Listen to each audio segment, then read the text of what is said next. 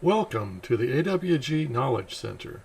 My name is Christopher Skach, and today's topic will be about the Precompensation plugin for the AWG70000 series. Wideband signals created from signal generators are often limited by the bandwidth of the instrument's frequency roll-off and the losses associated with the cables, connectors, and external devices. This means that the influence of the generator's hardware and the connecting components create losses on the signals that can distort the signals and impact the ability to test the device under test appropriately. So these system artifacts need to be de-embedded from the signals before sending them to the device under test. All digital to analog generators, such as AWGs, have a characteristic sin X over X roll-off that is caused by the sample and hold architecture used in the DAC-based systems.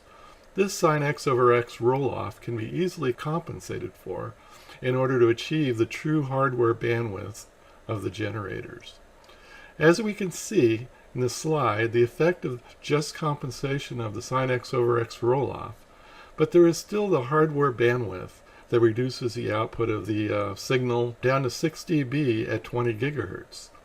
So even though the hardware bandwidth is specified at 13 to 15 gigahertz, it is possible to output signals up to the frequency max specification that is determined by the maximum sample rate of the instrument.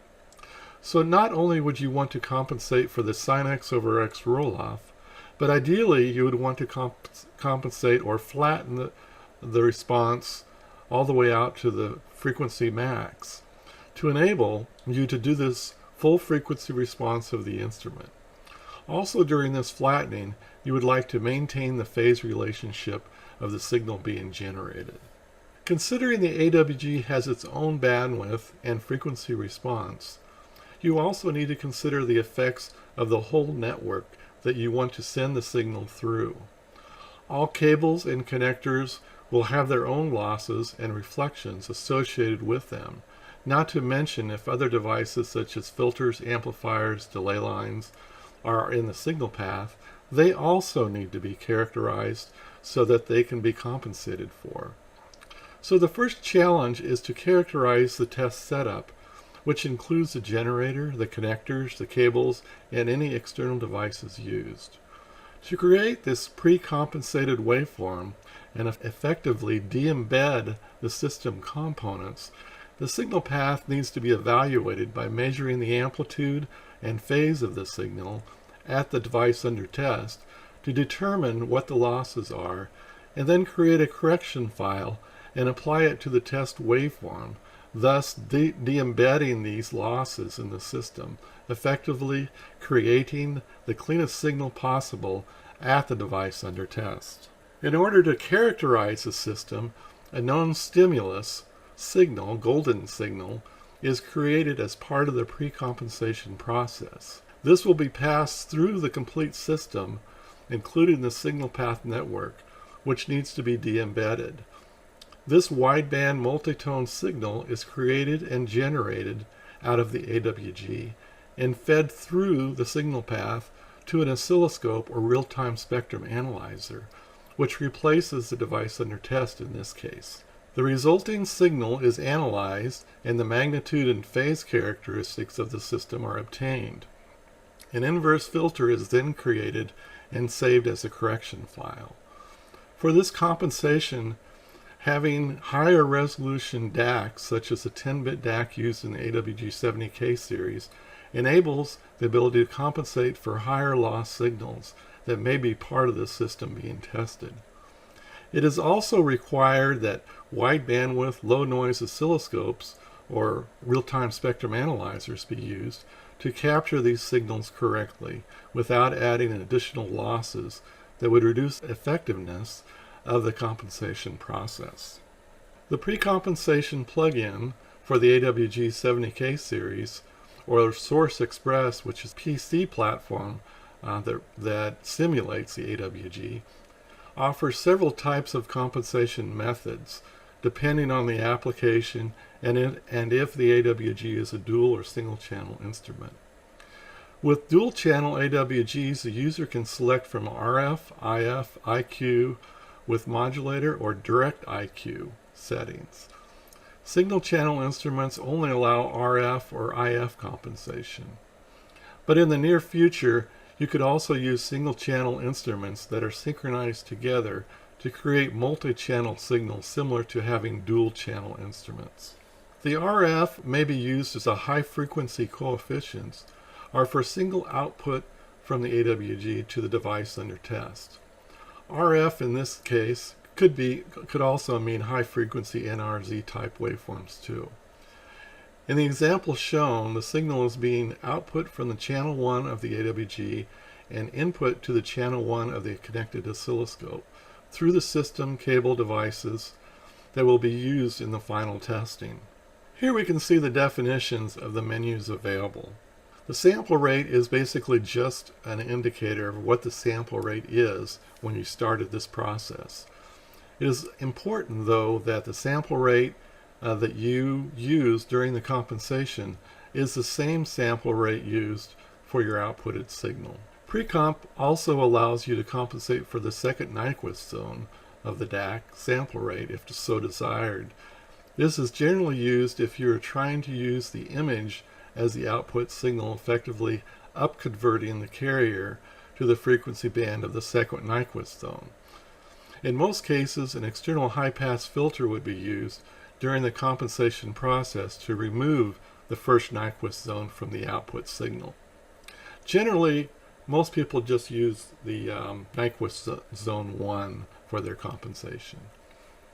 Defining the start and stop frequency determines what tones will be generated to effectively compensate for the frequency band of interest.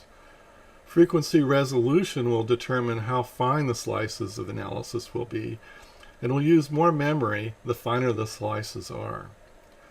Number of averages enables averaging the results to remove excessive noise from the calculations. Usually 3 to 5 averages is sufficient. Scope trigger allows you to enable an external trigger to help with the scope's capability to trigger on low signals correctly.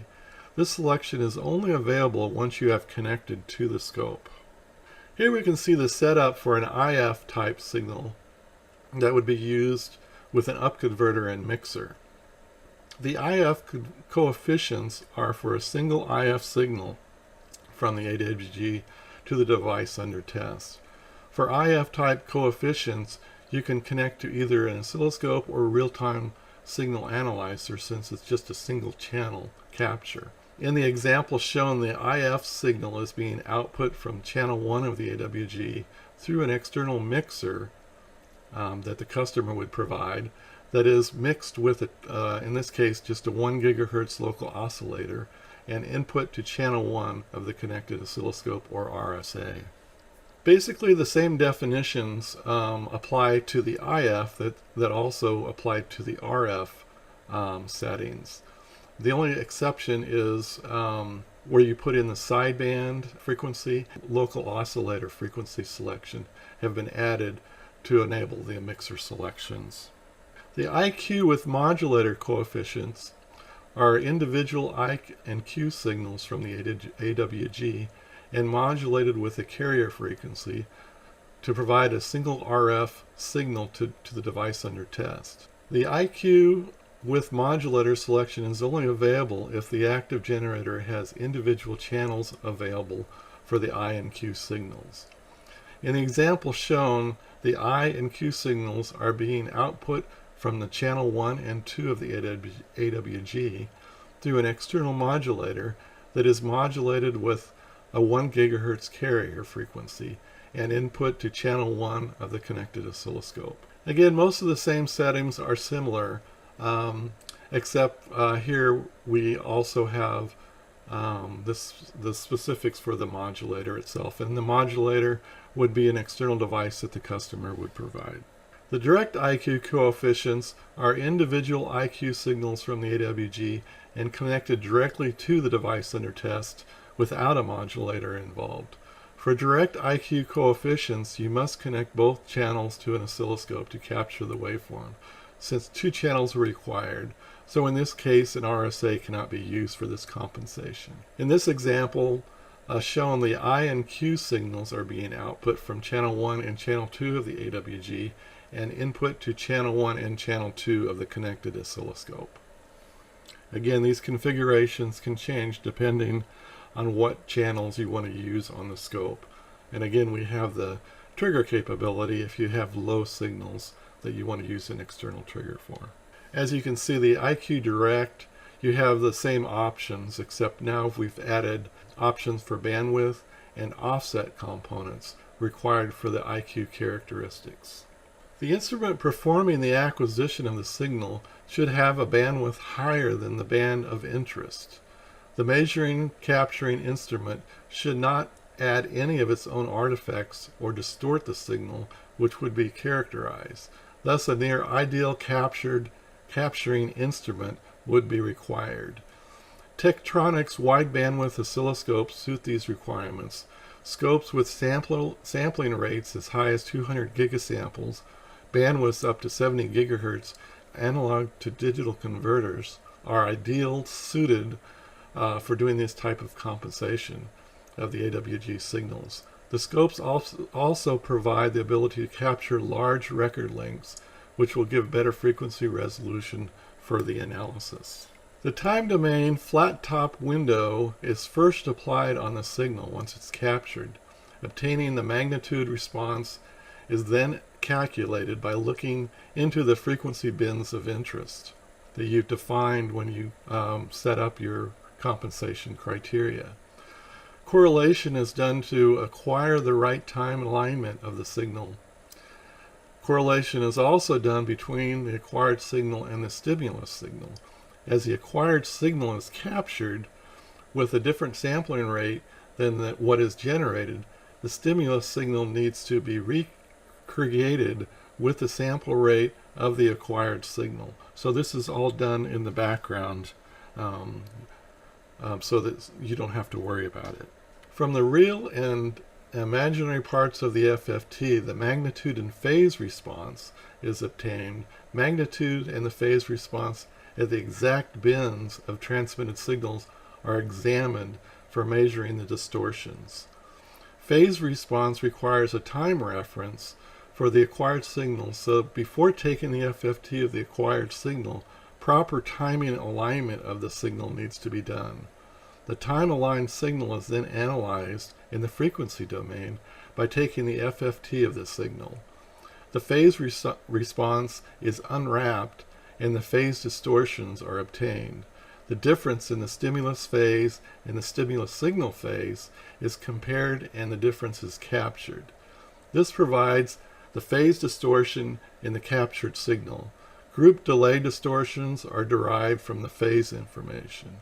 The inverse frequency response is stored in a correction file. This correction file is similar to an S1P touchstone file and can be used as such if you're wanting to use it as a S-parameter file.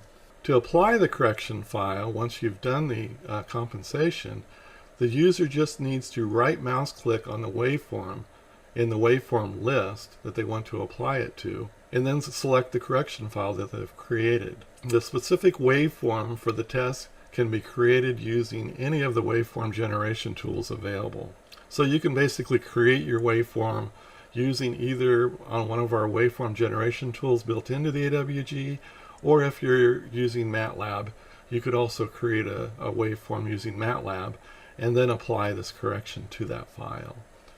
If the waveform is NRZ type waveform, the user also has the option of turning off the sin x over x correction, thus reducing the filter effects caused by that correction, or applying a Gaussian filter to the file when the correction is applied. The impulse response is obtained by the frequency sampling method by taking the IFFT of the correction factor. This impulse response is convolved with a signal of interest to obtain precompensated de-embedded signal. It's also important the correction was done at the sample rate, as I mentioned before, so that the time and phase relationship is maintained.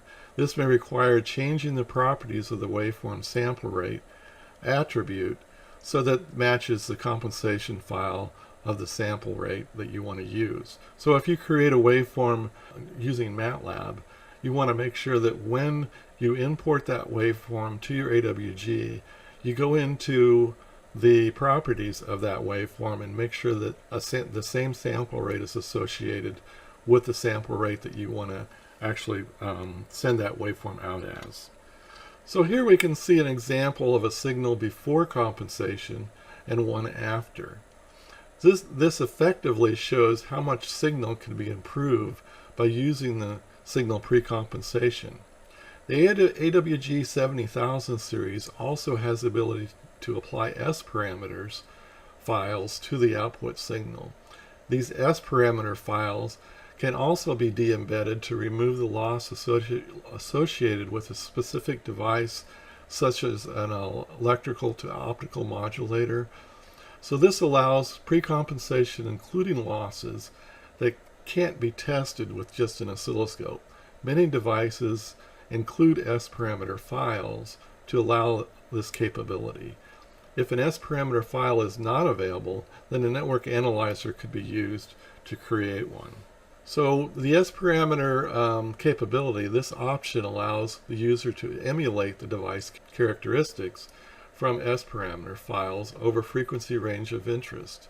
It also allows users to emulate cascading of devices without physically having the devices. So in many cases, you want to create a system, but you don't have all the equipment there to send the signal through to include the losses associated with that particular device. So you can use an S-parameter to simulate that. Other instances, you may want to de-embed those particular devices out of the losses that are associated with the network. So this capability gives you the ability to either de-embed it or not de-embed it and use it as a simulation of what that particular device will do to the network of the system. This S-parameter provides the magnitude and phase response of a set of frequency values of different combinations of the input-output of the device. The S-parameter, each combination of the input-output defines different characteristics of the device. These magnitude and phase responses are used to create a filter using an IFFT.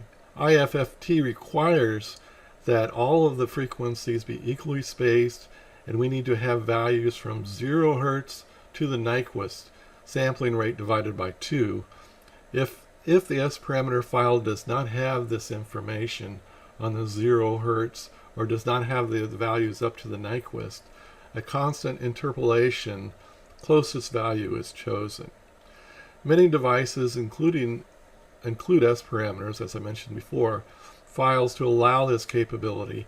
If an S-parameter file is not available, then again, you could use a network analyzer, or in some cases people use TDR methods in order to create S-parameter files. The S-parameter selection can be found under the Modify Waveform selection when right-clicking on a waveform in the waveform list, but it is only viewable if the S-parameter option has been licensed. So the conclusion here is that in order to create signals to test your devices under test correctly, in many cases it requires that you de-embed some of the losses associated with the actual generation equipment and also the cables and connectors and devices that are associated with the network through the where the signal will pass through. So this is a very effective tool that we provide in order to give you a simple way of doing these compensations without having to write MATLAB code on your own to do this. It's very important to be able to have this capability, and we've tried to provide the easiest method in order to give you this capability. So you can go to our Tektronix.com website and download the Precomp plugin, and you can use it in your AWG, or if you're using Source Express on a PC, you can also load it on your PC. It does require a license in order to run it, and you can get a 30-day trial license, a fully functional 30-day trial license from the website. Then you can test it, see if it works for you. If it does, then you can go in and purchase the actual license. So this concludes this presentation. I hope it's useful. We'll be here again to show you the next plugin that we have available. Thank you. Find out more at Vicom's website.